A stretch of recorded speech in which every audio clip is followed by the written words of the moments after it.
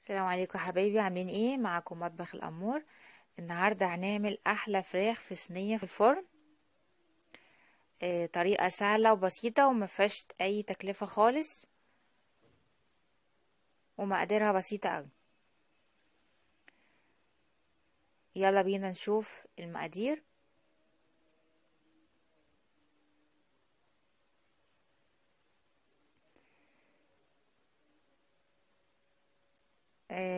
معايا الفراخ مقطعاها.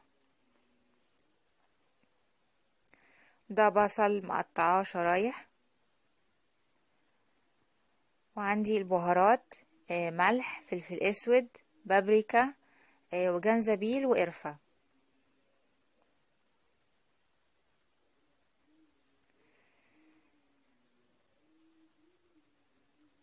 دلوقتي اللي هعمله هعمل فتحات في الفراخ عشان التتبيلة تدخل جوه اللحم، ما تبقاش على الجلد بره بس.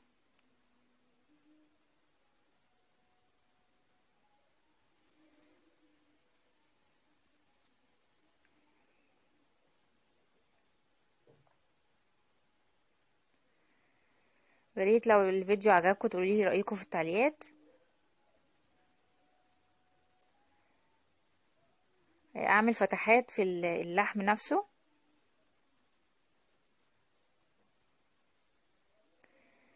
دلوقتي خلاص عملت فتحات في الفرخة كلها.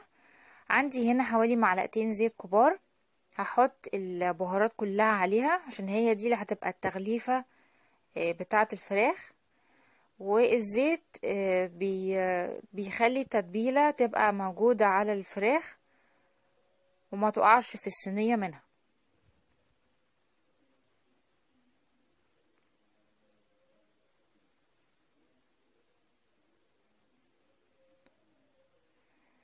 تمام كده، هقلب كله مع بعض. وممكن لو حابة تحطي معلقة خل.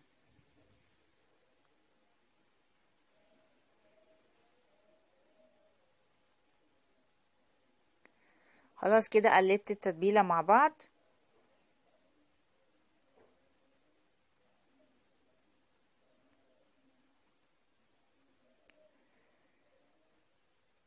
وهحاول ادهن الفراخ كلها بالتتبيلة. وبعد كده هسيبها في التلاجة شوية تتشرب من التتبيلة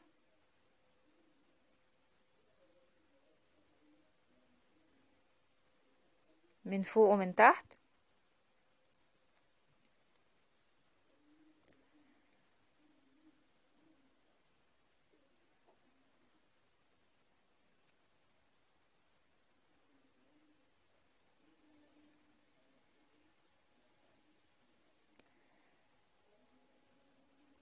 الطريقة دي حلوة قوي وسهلة وبسيطة جدا. تعمليها مع رز، عايزة تعمليها مع مكرونة، بتبقى حلوة قوي. يعني بتبقى احسن من المشوية.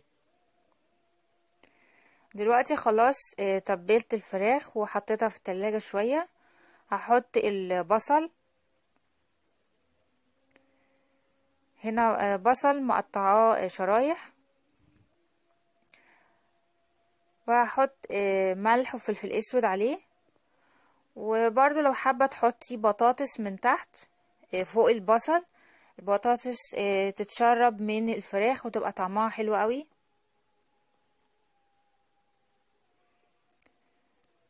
هفرد البصل في الصينية وهحط الفراخ فوق منه. وطبعا اكون برضو محضرة الفرن على درجة حرارة 200. اي اكل تحطيه في الفرن لازم الفرن يبقى سخن قبليها عشان ما ياخدش وقت طويل معاكي في السوا. هرص الفراخ في الصينية.